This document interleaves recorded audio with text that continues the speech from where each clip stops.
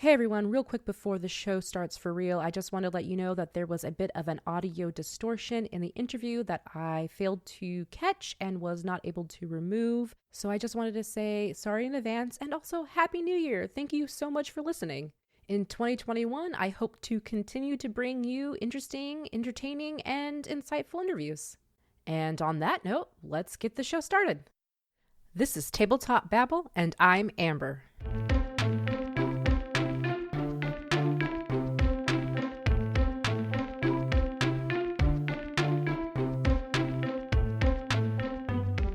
Today on the show, I talked with tabletop game designer, storyteller, and owner and co-founder of Game and a Curry, Banana Chan. We sat down on December 24th and looked back at her 2020 year of game announcements, talked about different ways to publish games and the benefits, representation in games, and something I hadn't heard of before called emancipatory bleed. Hi, Banana Chan. Thank you so much for coming on the show. So for my listeners, can you tell us who you are and what you do in the TTRPG space? Absolutely. Thanks for having me on. So I'm Banana Chan. I write tabletop RPGs. I write LARPs, and I also own a small box board game / RPG publishing company called Game and a Curry. So that's kind of what I do. Pretty much, I do a yeah. lot of things. Yeah. Gotcha. So this episode is actually going to be the first one of the new year. And one of the reasons I'm excited to have you on today is because there's a tweet that you made at the end of 2019 that said, I have a game for every month in 2020. Sorry in advance. Yeah. So I want to know all about your year of 2020 in games. And my first question is, how did that even happen? So honestly, I've been writing and designing stuff for a long time, and things have been like ramping up. So 2020 was supposed to be the year where everything blew up, and everything was like getting announced finally, right? Like, so the NDAs were finally like, okay, we're okay to talk about this now. So that's what 2020 was supposed to be, and then the pandemic hit, and then things got weird. For a while, I think it was like during March or April, things were a little quieter, just because like companies weren't sure of what they were doing, and some things were put on the back burner. But then suddenly, once everyone got into the flow of working from home, I guess, uh, requests ramped up back up again. So 2021 is probably going to be very busy for me. So basically you're saying like games that you've been working on since maybe like 2018 all through 2019 Right. was supposed to be announcing. So what did get released or announced in 2020? I guess we could go maybe chronologically, I Yeah, that suppose. sounds good. Yeah, I should pull up that tweet too, So just you to could look look through that your up. thread. Yeah. I guess like the one thing that like not a lot of people know is that like a lot of these games take a while to create and make, and in that time, it might seem like creators are not doing anything, because announcements aren't coming up, but they're actually very busy. I was going to say, what is the usual like timeline for game development from, I don't know, inception to where you're at in 2020, where you're supposed to be at in 2020 with announcing things? Honestly, it really depends. So it depends on the game, it depends on the company that you're working for, and if it's your own product, it might take a little longer. Especially like we'll take Jiangxi for example. So Jiangxi Luan the Banquet Hall, we put up on Kickstarter. I think we announced it around. I mean, we've been working on this thing forever. Like Sunphone Lim and I, we've been working on this thing for 2 years, and we've been going to people talking about it. So it wasn't really an announcement so much as it is like, oh, once this Kickstarter goes up, then we gotta like push it on the socials. Um, so for that, that was like a 2 year thing. We like developed it, we wrote it, we invited collaborators, did all that stuff. So for your game announcements that were coming out in 2020, what was the ratio of what was stuff that was your inception versus maybe something that you worked on because you were hired to do so as a writer? So I would say three out of however many, I guess 12, I don't know. But like Three of them were actually co-designed, co-published, or we just published and we didn't do the design. So Battle of the Boy Bands was a game that we had published, Game and a Curry published, but it's actually by Cleo Yansu Davis and Vicky Ho, and they had been working on this game for years, like I would say maybe 4 or 5 years, and they've been playtesting it. They've been like, sharing it to different conventions and stuff. And so finally we were like, we'd be happy to pick this up and publish it and do all the back end stuff for you. So there was that. And then Jiangxi was a game that, like I said earlier, Sevenfold Limb and I, we'd been working on since 2018, and eventually we were like, this is probably going to be a bigger haul game. How should we deal with this? Should we send this to a publisher? Should we like work with someone else? Like, how are we going to do this? So we ended up co-publishing with Wet Ink Games because we wanted to still keep the creative control over the project. And sometimes it's weird with like, when you send your thing to a publisher, when you like sell your thing to a publisher, they get creative ownership over your product, right? So they can retheme it, they can potentially like, change the artwork. They can do like all sorts of different things, but we wanted to make sure that we had control over all the stuff. So that means hiring writers, hiring artists, making sure that that we can still do patches if we needed to, and like make sure that we add like all the stuff. So that's why we settled with co-publishing with Wet Ink Games. And then finally, Questlings Rpg is a kids game that I was co-designing with Tim Devine, and I'm now co-publishing with Lyman Games. So that's a simpler project in terms of like components, because it's just like a book, some dice, some bookmarks. But in terms of development, it's sort of similar. So we do, a few phases of writing, development, play testing, and then we send it out to the editors, and we go back and forth, send it out to sensitivity readers, and then try to hit those goals when we can. My question for you now is, what is the benefit for, say, co-publishing or working with a publishing company versus just self-publishing? So self-publishing is a lot of work.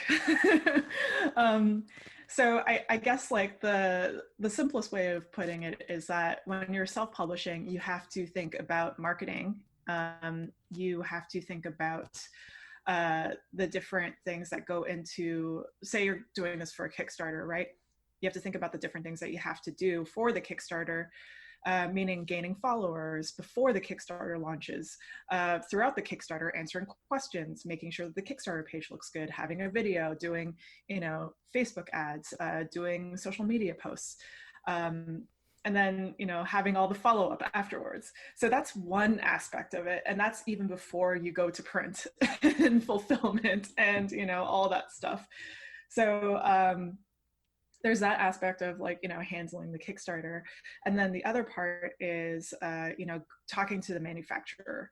So it would be talking to the printer, making sure that they know what you want, know what's going on, and having that conversation, which is something that you have to learn through experience as well, because printers, they don't necessarily know exactly what you want, and they have these processes that are like very specific to them, and other people might not understand it all the way. So having to deal with that, and having to deal with distribution, shipping, all of that. So like shipping, getting the goods to the distributor or to you before sending it out to the end customer. So it's quite a bit of work. But at the end of the day, it's a lot easier if you send it to a publisher, but the downside is you're probably not going to be making as much. So publishers in board games, they usually offer an advance and then like a small royalty. So it varies between publishers. Some publishers might offer more, some might offer less. Larger companies offer smaller royalties, but that's because they go mass market. But smaller companies offer larger royalties because they are so indie and they're very small, and their print runs are so small.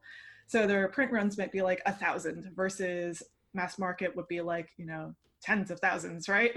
So it really depends on the company. Whew. So That's a lot. I know. yes, So no. just It's good. No, I think I think this is very good information, because a lot of times I think people, like, I want to make a game. I have a great idea for a game. I really want to get this out here, but they don't realize how much work there truly is. And I think it's interesting, because if I ever want to make a game, it's like, well, do I want to do it through a publisher? How much of my creative control do I get to keep? Do I have the ability to market? And a lot of that's like, no, not really. I might need to make that sacrifice of letting some things go in order to be able to focus on my actual game, you know? Mm-hmm. So you talked about how you wanted to keep creative control for one of the games that you co-designed. When you're looking for a publisher, there is a negotiation stage, right? Do you get to outline specifically kind of like what you want to keep? Did you guys do that with your publisher? So because we co-published, a lot of the stuff that we get, we have control over is still on us.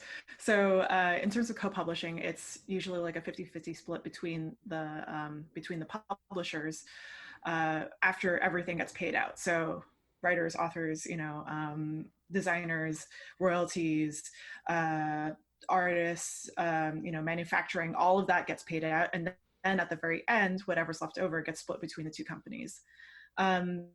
So when we were working on this, because it was co-published, we Game and a Curry gets to do all the project management. We get to do like all the basically, like, talking to the artists, talking to the sensitivity readers, talking to the consultants, and making sure that, like, everything that we're making is what fits with what we want. So that way I could speak on behalf of both myself and Sen. So we can go ahead and have this dialogue with Wet Ink Games. Wet Ink was great to work with. Like, they were phenomenal. So they were very open to just like us having like all the control over our project. But certain companies, like, later on down the line, we are working on a few other projects where we're just like, would rather send to another publisher and they can just handle the rest. At that point, it's sort of like you have to make a thing and just like let your baby learn how to walk by themselves, or like, I don't know, like grow wings and fly or whatever. Be free, my game, be free. Yeah, exactly. And then at that point, you just sort of have to let the publisher handle, the marketing, the art, all of that, because they're paying for that at the end of the day. So they're paying for the artists, they're paying for the editors, they're paying for, like, all that stuff. You can make suggestions. You can definitely be like, hey, I've worked with this person before, I would love to have this kind of art, like, give a little bit of like a suggestive sort of lead. But at the end of the day, they have control over everything for the contract period. So ideally you want to have like a 2 or 3 year contract. Anything beyond that, I'm just like skeptical of. I just like don't touch that, just because like a 5-year contract seems too long for me. But anything that's like between that time frame, I feel like is ideal. Sure. So why a 2 to 3 year time period? Why would you say to somebody 5 years seems skeptical? Yeah, so I think it's more to do with the flexibility. So at the end of the 2-year period or the 3-year period, the rights go back to the creators. So after that, you're free to either print it yourselves, make it yourselves, or send it to another publisher if things didn't go well. But if things go really well, then you can always, renew the contract, add another 2 or 3 years in. But I say this because I feel like 5 years is a very long time. And sometimes within that 5-year contract, there might not be, even if you've signed the contract, you might not get the game out there. So the publisher is not, they don't have to make the game, is what I'm trying to say. They don't have to give you the money even after you've signed and everything, because chances are, what if the game doesn't get made? What if, like, everything falls through and, COVID happens or something like that, right? Mm-hmm. So I like to, I like to think about things in like 2 or 3 year periods. So that way you can always like, send it over to someone else or do it yourself. And that seems pretty standard, you would think, for most publishing contracts. 2 to 3 years is what people can expect. Yeah, exactly. So most contracts should be 2 or 3 years. Okay. So if I was looking to get a game published, what would your advice be to a designer, me, for looking at a publisher? Like, what are good signs about a publisher? What would make me feel, maybe not just from a culture perspective or like from the business perspective, what should I be looking for in a publisher? So, and this might be a difference in like culture and play culture, but I found that board game companies usually offer a smaller percentage in royalties. Tabletop RPGs, they offer a larger percentage, and they're much more lenient towards negotiating because it doesn't happen enough. So in role-playing games, something that I've discovered is that like a lot of creators, they're really, excited about their thing, and then they just like sign their contracts and there's like no negotiation period. Whereas in board games, there's more of a negotiation happening. People actually like ask for things. So I feel like that's something that RPGs like creators can sort of learn from. Like if you wanted to say, up the percentage a little bit or, ask for an advance, that's totally reasonable because, that's expected. If they offer you something and you say something like, oh, how about this instead? You should definitely do it or definitely try to do it. Why do you think there's such a difference in the board game publishing versus a TTRPG space?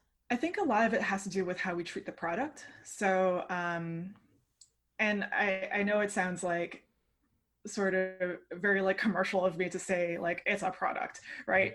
But at the end of the day, it is. So I think with board games, because we have, when we look at board games, they're more of like a commercial thing, right? They're like this product that you are trying to sell. It's not like an art piece that you're trying to sell. I think that with RPGs, they're more of an art form, and sometimes you get into like very niche spaces. And unfortunately, RPGs, unless it's like a huge, big hit, chances are it won't sell as well as like board games.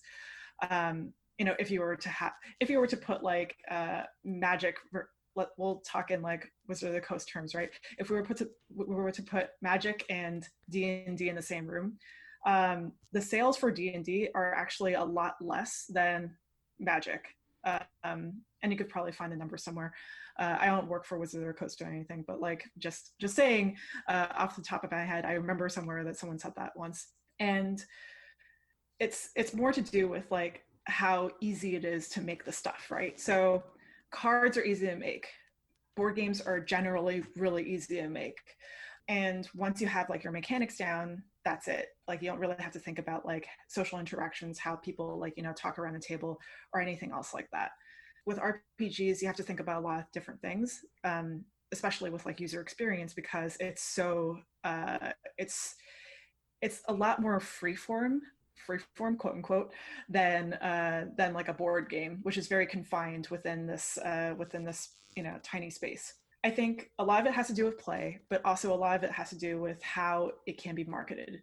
So, a board game, card game, you could sell at Target, sell at Walmart, sell it wherever, and it's an easy thing to sell versus a role-playing game, which is like a much harder thing to sell, and not everyone's going to understand it automatically. So that brings me to my next question of 2020's announcements, how many were board games versus RPGs? So I love RPGs, like that's like my passion. I think I think like 2 of them were board games, 2 or 3 of them were board games. One of which we published, and then another that I wrote like the short stories for, or like the it was like a choose your own adventure type of thing. I think that was for Warp's Edge. Did that come out this year? Yes, it did. Okay, Warp's Edge. So I wrote like a choose your own path type of storyline. It's a solo game, and so I did that. But the rest of it, oh, and also Sea of Legends. So Sea of Legends was It's a board game that uses an app, and I wrote some of the stories for the app. So even though it's for board games, it's still like the story element that I worked on. Like even with Scooby-Doo, like that was like a lot of story. I mean, there is mechanics that I had to like, there were mechanics that I had to integrate into the haunts, but it was heavily reliant on story. I gotcha. So I'm looking through your list of games right now. So you did the 3 that you co-designed, then 2 and 3 board games. What were the other RPGs that I'm assuming you wrote for? Or did you also do design stuff for mechanics and things? I just wrote for them. So Cobwebs, I wrote some stuff for. That's Adam Bass's company, World Champ Game Company. So I did some writing for that. I wrote some stuff for Anyone's Game. That was like a design thing. So that was like a mini micro RPG. I wrote some stuff for Dune as well, but that was like a very small segment. And yeah, I think that's it. Oh, and then I also made a cursed email game with Lucian Khan. So there were mechanics involved in that. It's very silly though. I'm looking at it right now. I love the eye, lips, and then eye emoji. I love that set of emojis so much. This email is cursed. That looks great. Thank you. Yeah, it's a very fun game. I feel like that's definitely a lot more like artsy than like commercial. It seems like you have a good, like definitely a spread of something that is, published by publishing companies spread out with your artsy stuff. So I'm going to ask the difficult question of, putting all of these projects together. JK, not really. You love them all, right? So, but we can't, there's always something that just resonates with us just a little bit more than others. Of these projects, was there one that you like, this was like the one, like just maybe a little bit more than the other? I have to say Jiangxi. So that was definitely, that was it. That's the game that that stands out the most for me. Tell me a little bit about this game.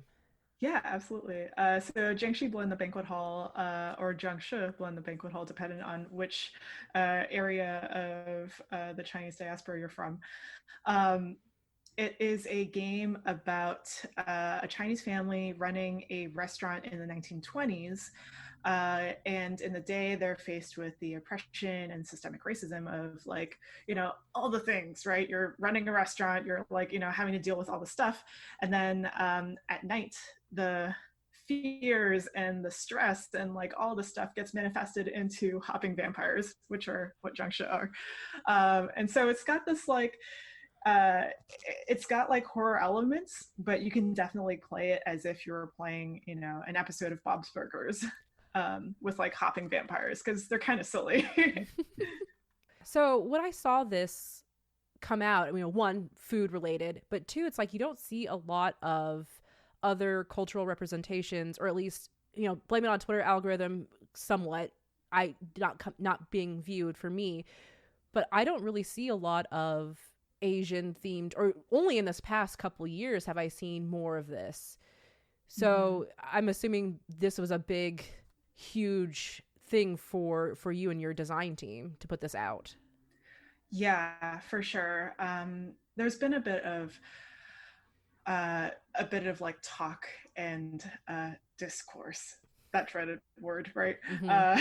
Yes. Discourse around like Asian themes in games in general. A lot of it has to do with non-Asian people, white people, writing their own sort of Asian themed games and doing it in a way where it doesn't represent us in a great light, or it doesn't really truly represent like the Asian experience. So Sen and I, we were talking about trying to make a game that best represented us and best represented our experiences. And so we wanted to make this game basically as like as like a love letter to our experience. So we wanted to like really show that. I think there have been a few other games and a few other settings that have been written since 2018 or 2017 when we first started this project. Sina Una was one. I think also like the POC experience in general, like with Chris Spivey, who's in charge of Darker Hue Studios. He recently released Harlem Unbound, and also Haunted West, which talks a lot about the Black experience. So, the Black American experience.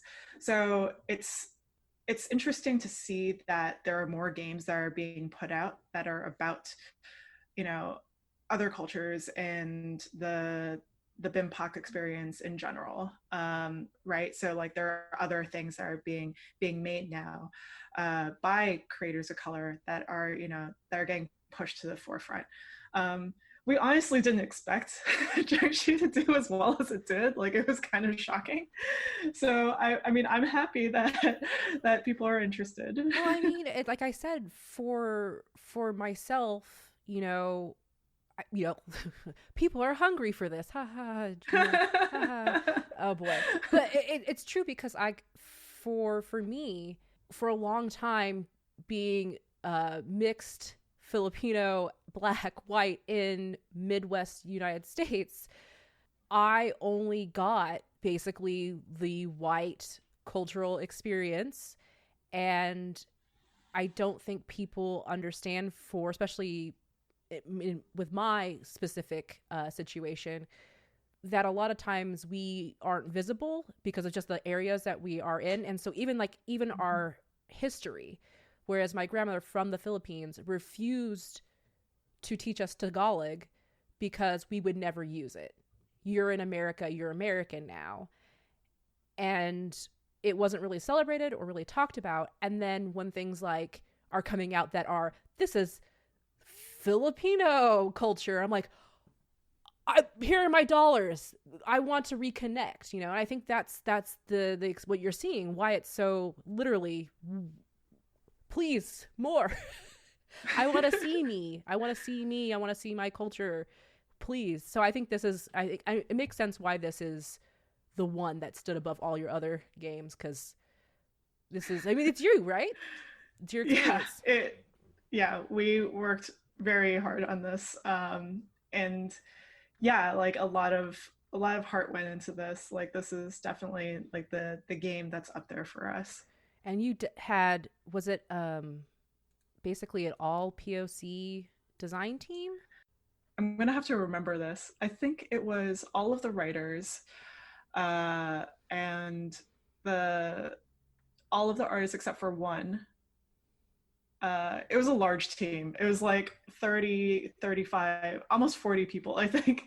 And I would say like, if it's like around 30 or 35 people, I would say about 5 of them were white, and the rest was POC.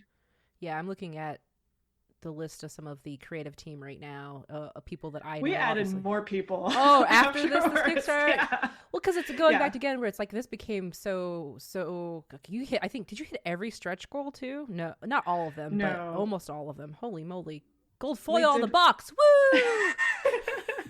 We wanted to have a sound, like a soundtrack as well, but then it was just like, wow, this is very expensive. We did not know how expensive soundtracks were. Oh yeah. So we added that at the very, very end, which didn't even show up, I don't think. Yeah, I don't think so either. But yeah, I mean, 35 people, that's a lot. But yeah, some of the people I've seen, like I know Daniel Kwan, Kiana Shaw, Kristen, Divine, Morgan. This is obviously, yeah, it feels like a labor of love. I'm excited for you for when it comes out. So that was 2020. What does your 2021 look like? Kind of. Let's not plan too hard, obviously. But if some things didn't come out in 2020, are things coming out in 2021 from that got pushed because of COVID? Yes and no. So some of the projects that got pushed back, they didn't really, they're not going to take the same shape as they were going to in 2020. They're probably going to be very different. Unfortunately, we still can't announce them yet, but I can announce, or I can talk about a few different things. in terms of like goal setting for 2021, since Jiangxi came out, I think uh, it feels like a responsibility that I have now, that I need to like work with other creators and boost them as well. So getting now that I can actually have a platform, it feels kind of nice to like share it. So like trying to get to work with like other creators, trying to get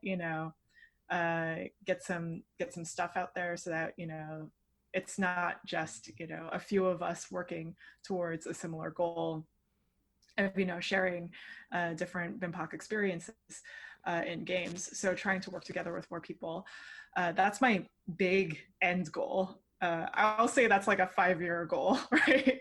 I think for 2021, I am working on a game with Austin Knight. It's called Return to Deimos Academy. We've changed the name so many times, I have to like keep reminding myself. Like with Jiangxi 2, we had to change the name like a billion times just because we were like not settled on like the name.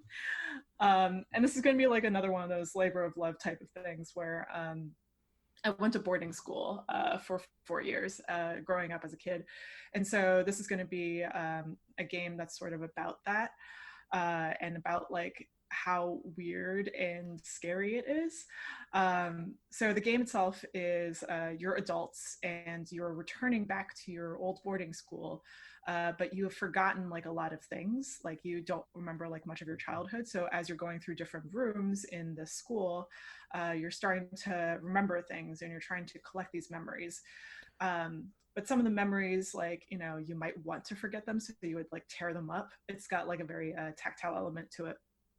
And Austin being a therapist and also someone who went to, I believe, a Catholic school, they have a lot of experience in like, that kind of thing as well. Ooh, that sounds like a heavyish kind of game.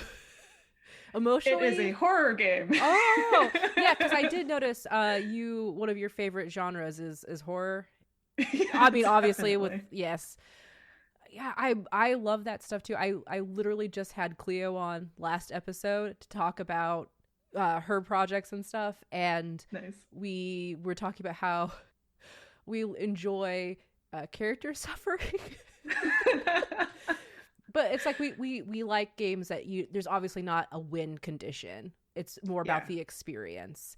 And boy, a boarding school plus horror elements, memory stuff. It's also very interesting because I'm gonna give this away about myself. I'm 32 and I find myself looking back a lot more now at my past and like why I am the way I am. I think it's an interesting way to do that with a game. Mm-hmm. Do you find yourself drawn to designing those kinds of games as well?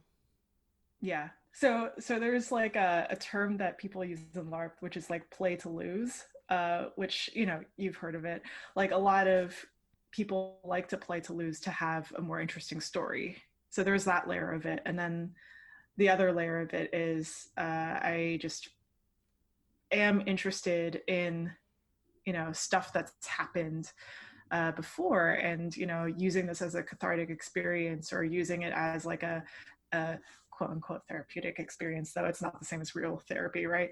But just like exploring emotions, exploring like different feelings and things that might come up.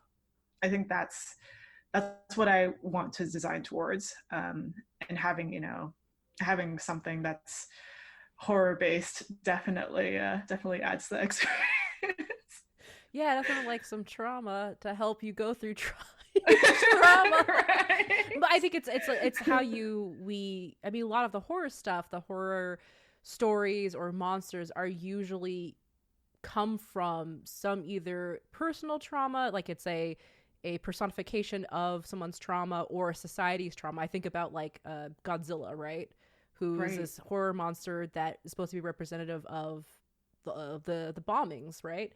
Do you feel that, we say it's not really truly therapy, but do you think people can work through stuff through play and through games?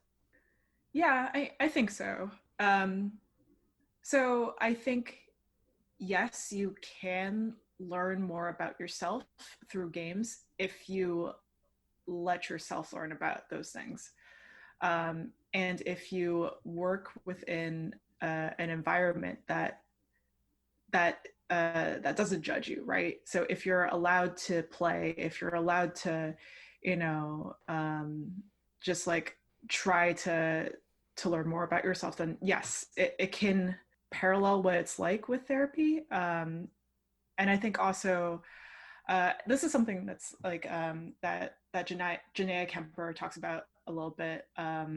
She talks about this kind of bleed, emancipatory bleed. Basically, it's most of the time when you're thinking about bleed, it's like a negative feeling, right? Or quote unquote negative. So afterwards, maybe you're still like feeling like sad after a LARP because your character went through something really sad, and maybe it impacted you in a way that you didn't expect because maybe it paralleled something in your past, right? Or maybe you have these different feelings where it's just like you're not feeling so great after an experience because your character got really touched. The way that Janaea put emancipatory bleed, and I'm talking about this now because I had this LARP that I went to in Denmark back in was it like 2019? Is it 2019? Yes, I was at LARP in 2019 in Denmark, and it was called Baphomet. And at Baphomet, it's very intense experience. You're all playing like cult members in this like high society type of cult, and things happen where Baphomet takes over your body or Pan takes over your body, and you have to act on your physical wants and your like emotional wants and like all of that. And there's this one part in the game where we somehow like things were starting to get like wild, and I had a dagger and I had to like perform a human sacrifice, and everyone was just like amping me up. They were just like, yeah, you're gonna have to do this, and I was just like, okay, I'm gonna do this. I feel so good about this. And then suddenly this other player who was playing my husband comes up to my character, who's this like this architect, and he's just like so pissed off. He like basically this was like the climax for my character if this was like a story, right? He started just like beating up my character, and my character's like on the floor just like not sure of what to do. Like this, I was supposed to do a thing that was supposed to like end the story for my character, but now I can't do it. And then suddenly like a whole gang of these like these women just like just took him away, just like basically just were like, no, you have to do the sacrifice, we're not going to let anyone stop her from doing this. And so like at that moment I was just like, oh wow, I feel like strangely empowered. Like this is a very weird experience for me. So like a lot of weird stuff happened in that LARP. I'm not gonna lie, but like afterwards, like the days afterwards, I felt like very angry and very like just I'd be in the subway and there'd be a guy sitting next to me and he'd be manspreading, and I just get really really upset. I'd just be like, wow, I'm so mad right now. And I would just like spread my legs too, just to like bump it, like just to rub up next to him. Yeah. And like do things like that. And like at work, like, if people started talking over me, I would notice it like immediately and be like, no, wait a second, let me finish. And I just like, butt in. And like before that, I would not probably like think about that. But like afterwards, I was just like feeling this way. And at first I was just like, what's going on? Like, why am I feeling this way? And so I posted about it on Facebook, and Janaea was just like, I know exactly what this is. Like, this is emancipatory bleed. We're going to talk about this. Let's have a conversation. And I was just like, this is amazing. Like, I had never thought about bleed this way before. And so like through role play, sometimes you might act out things that are really empowering for your character, and that leaks into your real life, right? Because afterwards you're feeling like, oh, like why can't not that like why can't I commit human sacrifices all day, but like yeah, why can't I like why can't I have that same empowering experience in my own life? So I think through certain types of role play, through certain types of mediums that involve role play, I think that you can explore these these feelings and, you know, these different kinds of experiences. I obviously had to talk to my therapist for a very long time afterwards too, but but he was all just like, this sounds great. Gosh, I know I personally have had experiences like that too after a pretty intense role-playing session where it's not only just awareness of stuff, like, so talk about Baphomet and being like possessed by Baphomet and Pan or whatever, you know, when you embody certain characters stuff, like for instance, I was in a evil campaign playing evil characters, and the character I specifically chose to role play as was manipulative and kind of like she nags people all the time, and it's because she's evil and she, whatever her motivations are, right? And then I realized all of a sudden I was working out all the times in my past I've been gaslit. And it's like, and that awareness hits you and you're like, oh, this is bad behavior. Oh, this is happening to me with this person in my reality. That's not good because I'm playing an evil character. That's how I'm showing this person is evil. It's like this awareness. And I'm not sure if I hadn't had that experience, I would have actually, like, how much longer would it have taken for me to realize what was happening in my real life? And I was working it out through an RPG. It's so weird. I love it. And I think games also can bring about other awareness stuff. So like you said, with showing more representations, different cultures, and heavy stuff, but also fun stuff. I mean, it's definitely fun. Yeah, it's definitely fun. I mean, I wouldn't play these games if I wasn't having fun. So I am so happy that you came on and talked with me. This was a really great conversation, Banana.